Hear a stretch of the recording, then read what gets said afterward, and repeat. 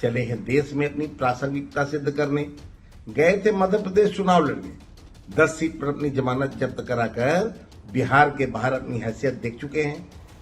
आपसे विनम्र प्रार्थना है कि आप काशी जाइए, गंगा स्नान कीजिए और बाबा विश्वनाथ से अपने कृत्य के लिए क्षमा मांगिए। आरजेडी के कुछ महामूर्खों ने प्रेस कॉन्फ्रेंस कर बयान जारी किया कि आईआईटी और आईआईएम में एससी एसटी की सीटें कुछ खाली रह गई। उनको बिल्कुल भी ज्ञान नहीं है। मुख्यमंत्री नीतीश कुमार जी बिहार के राजनीति में प्रासंगिक रहे नहीं, चले हैं देश में अपनी प्रासंगिकता सिद्ध करने। गए थे मध्य प्रदेश चुनाव लड़ने, 10 सीट पर अपनी जमानत जब्त कराकर बिहार के बाहर अपनी हैसियत देख चुके हैं। वे झारखंड जाएं, वाराणसी जाएं या दिल्ली जाएं, कहीं उन्हें कोई पूछने वाला नहीं है। सपना देखना अच्छी बात है, लेकिन ऐसा सपना नहीं देखिए जिससे आपकी राजनीति का ही बंद हो जाए। आपसे विनम्र प्रार्थना है कि आप काशी जाइए, गंगा स्नान कीजिए और बाबा विश्वनाथ से अपने कृत्य के लिए क्षमा मांगिए कि किस तरह से आपने सदन के पटल पर महिलाओं और दलितों का अपमान किया था। आपके जीवन के शुद्धिकरण का यही मंत्र बुढ़ापे में काम देगा।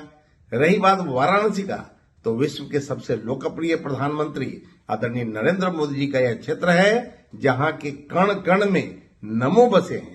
वहां आपको कौन सुनने वाला है? अभी आरजेडी के कुछ महामूर्खों ने प्रेस कॉन्फ्रेंस कर बयान जारी किया कि आईआईटी और आईआईएम में एससी एसटी की सीटें कुछ खाली रह गई। उनको बिल्कुल भी ज्ञान नहीं है। जब से इस देश में आरक्षण सिस्टम लागू हुआ है, किसी भी यूनिवर्सिटी में, चाहे वो आईआईटी आईएम हो, चाहे जनरल यूनिवर्सिटी हो, एक मिनिमम कट ऑफ निर्धारित किया जाता है। वहां तक अगर बच्चे उस कोटा के नहीं पहुंचे तो कुछ समय के बाद उस समय तक सीटों को खाली रखा जाता है। उसके बाद उसे ओपन कर दिया जाता है और कोई भी उसमें एडमिशन ले सकता है। यही वहां भी हुआ है। अभी अभी आपने बिहार में शिक्षकों की बहाली की। आपने क्या किया? आपको बताना चाहिए। एसटी की 40% सीटें बिहार में खाली रह गई।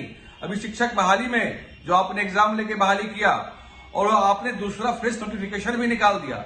इसका क्या मतलब हुआ? इसका सीधा मतलब हुआ कि 15% आरक्षण जो था उनका, उसमें आपने 9% देकर बाकी आपने उनके खाने का काम किया। उनका आरक्षण आप खा लिए।